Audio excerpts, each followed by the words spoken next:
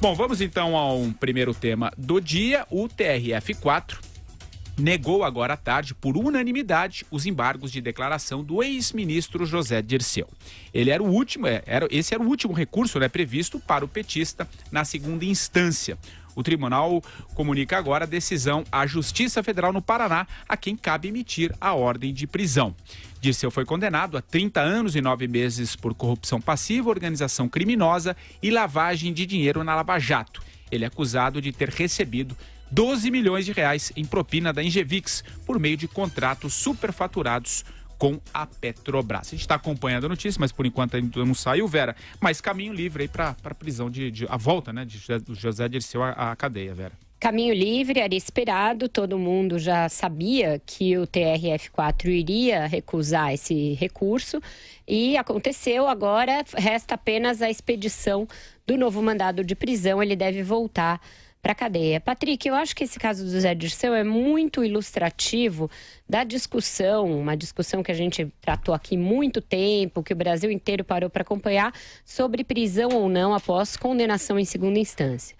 José Dirceu já é condenado em segunda instância a essa pena altíssima que você falou. Ele é alguém reincidente, ele não é nem mesmo um condenado primário. Ele já havia cumprido pena no mensalão, agora é reincidente, e essa é uma das razões que levaram à aplicação desta pena muito alta no caso dele. Ele saiu da cadeia, onde ele estava recolhido já desde os tempos da preventiva, por uma decisão da segunda turma do Supremo Tribunal Federal. Faz mais de um ano que essa decisão da segunda turma veio. Ele já era, na ocasião ainda não era um condenado em segunda instância, passou a ser depois de já ter sido solto e levou um ano para voltar até a prisão.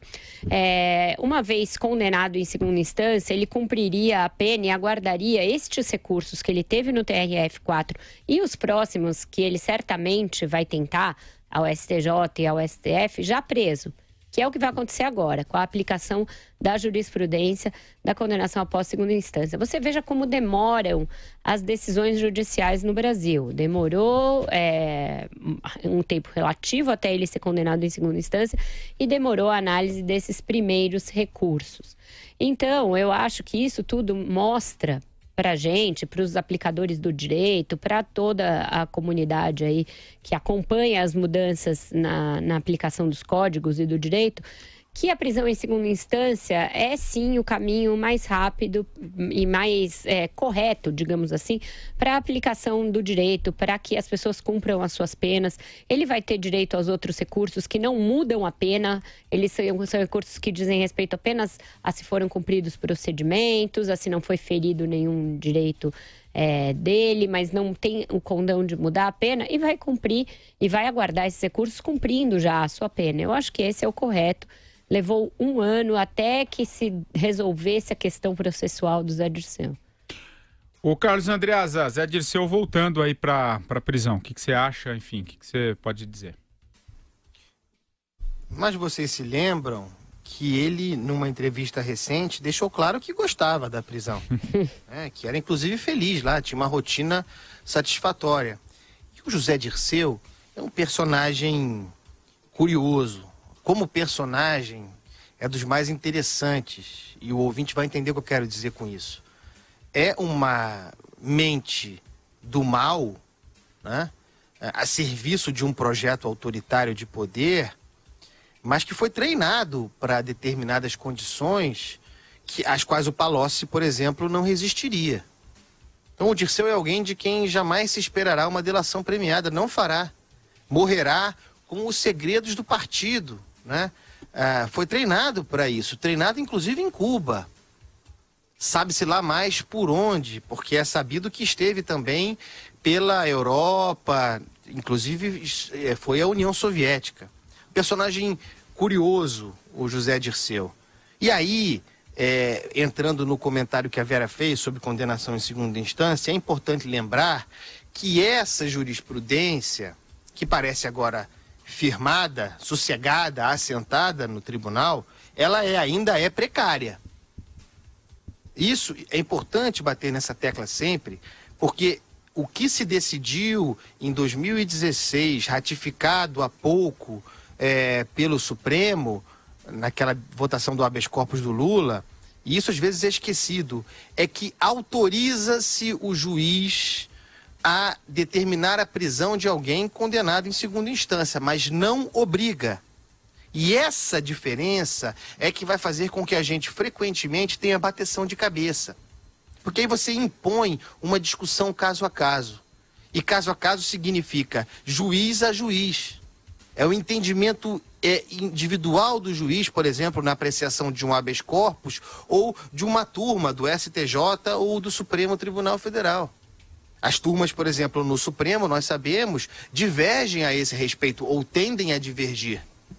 E por que a divergência é possível nessa matéria? Porque não existe uma apreciação constitucional, porque não se tratou ainda das famigeradas, quaisquer umas, ação declaratória de constitucionalidade. É o que fará com que seja obrigatório, que uniformize o entendimento. Aí sim o entendimento. O que tem agora é precário e nós estamos longe de nos livrar dessa bateção de cabeça, que é insegurança jurídica. Marcelo Madureira. Pois é, lá veio o Marcelo Madureira, pacato cidadão. O comentário é que o negócio está ficando animado nas penitenciárias, né? Eu fico até curioso perguntar para a Vera e para o Andreasa aí, ele iria para Papuda ou ele viria aqui para o Paraná? Eu fico curioso sobre isso, porque as penitenciárias brasileiras vão virar um point, né, daqui a pouco. Agora, falando sério, eu acho que o convívio de Zé Dirceu, né, com a sociedade é extremamente pernicioso para a sociedade. Ele, inclusive pela postura que ele adotou, arrogante e circulante, né, em Brasília, enquanto ele esteve aí se beneficiando dessa liberdade provisória, deu péssimos exemplos, né, sobre impunidade, né, e eu acho que essa decisão TRF4, ela é pedagógica, ela é muito importante, ela serve como exemplo, né? E eu acho que a maioria ampla dos brasileiros há de concordar comigo, né? Nesse caso de Zé Dirceu, sempre lembrando que Zé Dirceu, assim como Lula e todos os outros apenados do PT, não são presos políticos.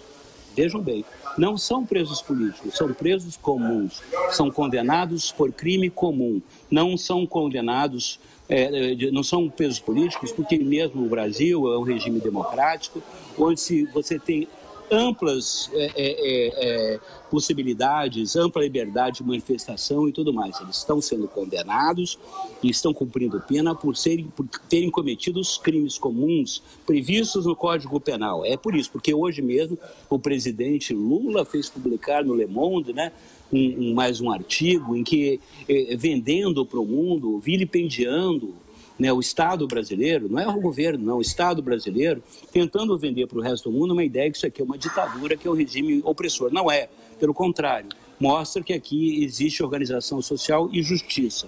E o Andreasa, ele apontou muito bem, né, que o Zé Dirceu, ele deu essa entrevista, inclusive, ele tem um certo... É uma personalidade muito esquisita. Quem leu o livro do Zé Dirceu, eu não sei até se é da editora do Andreasa, mas tem uma biografia dele muito curiosa. A biografia? Não é?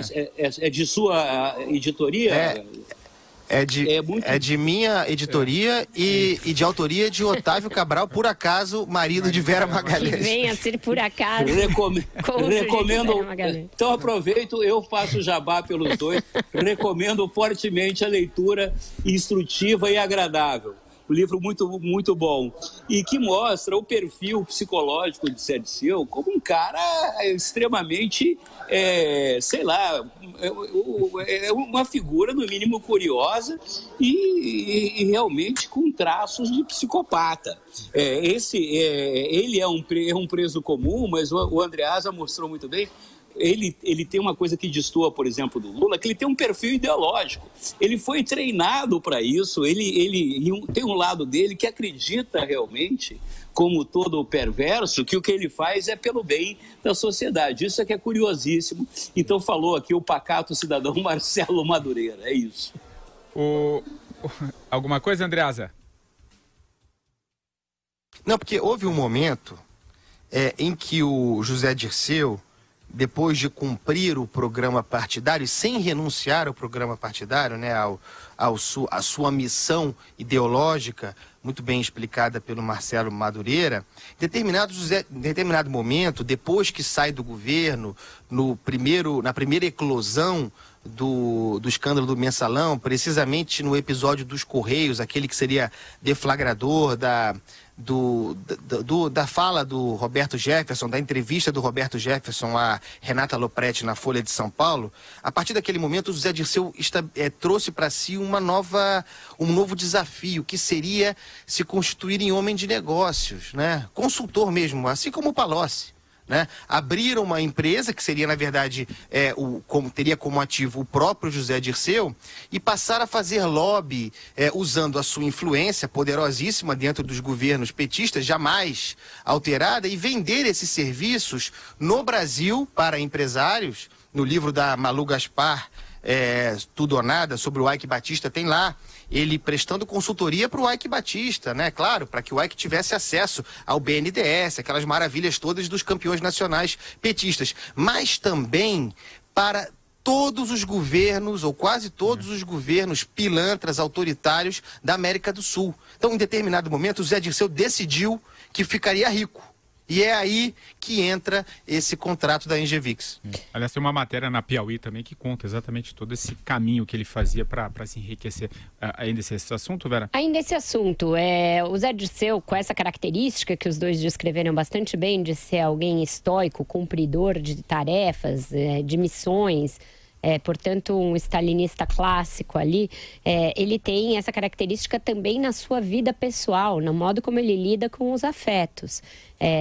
Tem na trajetória dele uma série de relações que vão sendo construídas e desfeitas à medida que a conjuntura política muda, que a contingência política muda. Uma delas com a mulher com a qual ele teve o primeiro filho, Zeca Dirceu, que é deputado hoje em dia, e que ele manteve uma identidade secreta por anos e revelou assim que a ditadura acabou, assim que saiu a anistia. Aí ele disse para a mulher quem ele era e foi viver a vida dele de novo como Zé Dirceu. Isso depois de ter mudado o rosto. Parece história da Janete Claire, mas é uma história real de um político brasileiro que agora está envolvido no segundo grande esquema do governo petista e vai cumprir pena porque acabaram os recursos que podiam mantê-lo fora por enquanto.